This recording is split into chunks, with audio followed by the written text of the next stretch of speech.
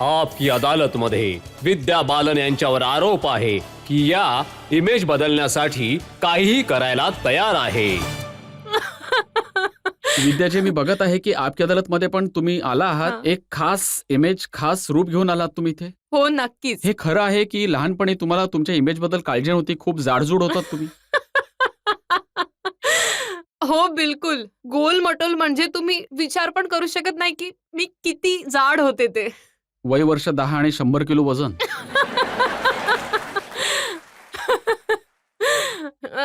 कृपा आहे देवाची की 100 किलो पर्यंत नाही पोहोचले. पण थोडी वर्ष आणखीन थांबले असते तर कदाचित पोहोचले असते तिथे. खाण्याचा खूप छंद होता मला. हो हो, खूप खूप म्हणजे. आणि फक्त खात राहायचं, आणखी काही करायचं नाही.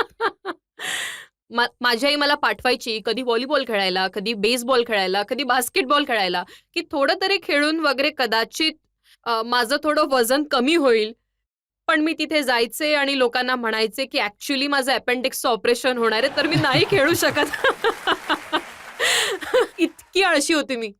तरी पण तेवढ्या जाड असताना देखील तुमच्या मनामध्ये इच्छा नक्कीच होती की मला फिल्म स्टार बनायचं आहे. तुम्हाला विश्वास नाही बसणार की मी तेवढी जाड होते.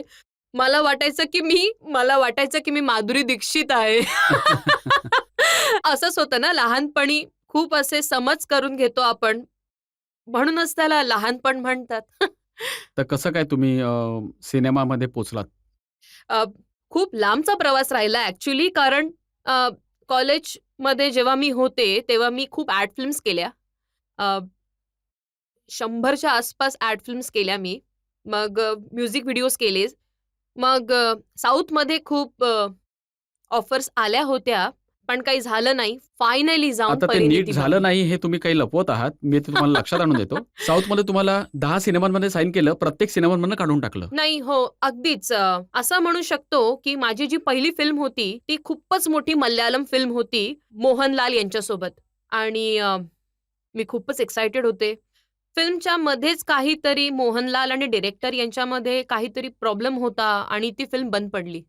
आणि ते प्रयत्न करत होते की कदाचित काहीतरी पीस सेटलमेंट होऊन जाईल त्यांच्यामध्ये आणि परत फिल्म सुरू होईल. तर तोपर्यंत त्या दरम्यान खूप साऱ्या डिरेक्टर्सने मला त्यांच्या सिनेमासाठी साईन केलं होतं. मग जेव्हा समजलं की हा सिनेमा नाही बनणार आहे, तर त्यांना वाटलं की ही तर शापित आहे, ही कदाचित काहीतरी भूताची सावली आहे विद्या बालन यांच्यावर. म्हणजे मंजुलिकाच्या रोलमध्ये तेव्हापासूनच. नाही, I don't know what it was. त्यांना वाटलं की कदाचित मी शापित आहे. तर न सांगता सगळ्या प्रोजेक्ट्स मधून मला काढण्यात आलं आणि I was left with nothing. आता ही तर एक गुपित गोष्ट आहे की साऊथ इंडियन सिनेमासाठी ही जी जिंक्स होती, तिने हिंदीमध्ये पहिला सिनेमा केला आणि तो हिट झाला. हो. मला वाटतं प्रत्येक गोष्टीची वेळ असते. एक वेळ तर अशी आली हिंदी सिनेमामध्ये की सगळे म्हणायला लागले की शी इज अ लकी मॅस्कट.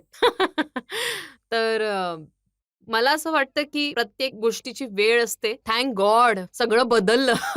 पण परिणितामध्ये तुम्ही जे केलं त्याने तुमची एक वेगळी इमेज बनली. हो. एक बंगाली साध्या सरळ मुलीची. आणि तुम्हाला वाटतं की ती इमेज अशा प्रकारे चिकटली की ती दूर करण्यासाठी खूप त्रास झाला? मला वाटतं की मी खूप आनंदी आहे की फिल्मी करिअरच्या सुरुवातीलाच मला परिणितासारखा सिनेमा मिळाला. नेहमी असंच होतं की 5-10 सिनेमे केल्यानंतर तुम्हाला परिणितासारखा चित्रपट मिळत असतो.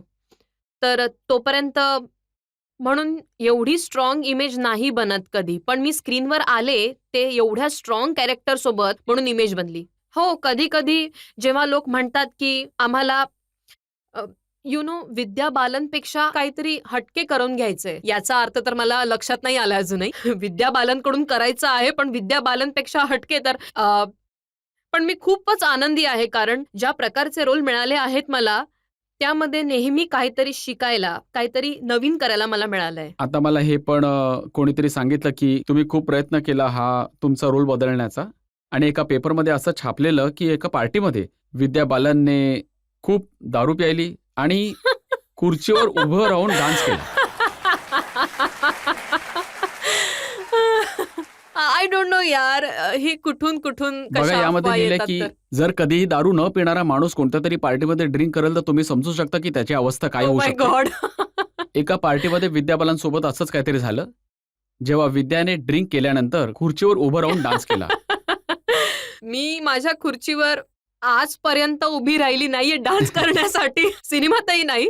तर मला हे कधी, कुठे, कसं झालं मला खरंच आणि आयडिया नाही. जो सिनेमा आहे तुमचा इश्किया, त्यामध्ये तुम्ही खूप दारू पिऊन डान्स केला आहे. हो, दारू पिऊन डान्स नाही केला, Acting. ऍक्टिंग केली.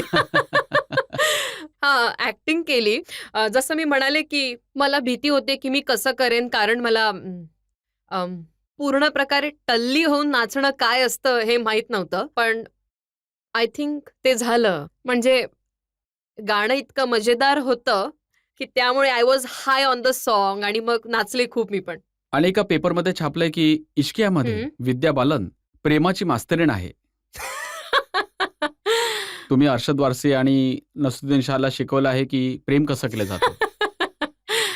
हां, माझ्या कॅरेक्टरने शिकवलं त्यांना, की प्रेम कसं केलं जातं. बेसिकली त्या दोघांना आपल्या प्रेमाच्या जाळ्यात ती अडकवते. देअर इज नो डॉट ऑफ ऑप्शन्स फॉर हर. पण ती काहीही करायला तयार नाहीये, पण ते काहीही करायला तयार होतात तिच्या प्रेमामध्ये. आणि आता असं तर होणार ही नाही ना स्त्री की शक्ती यानंतर आहे. लोक विचार करतील की अशी आहे विद्या बालन. विचार केला तर केला, थोडी इंटरेस्टिंग होईल इमेज.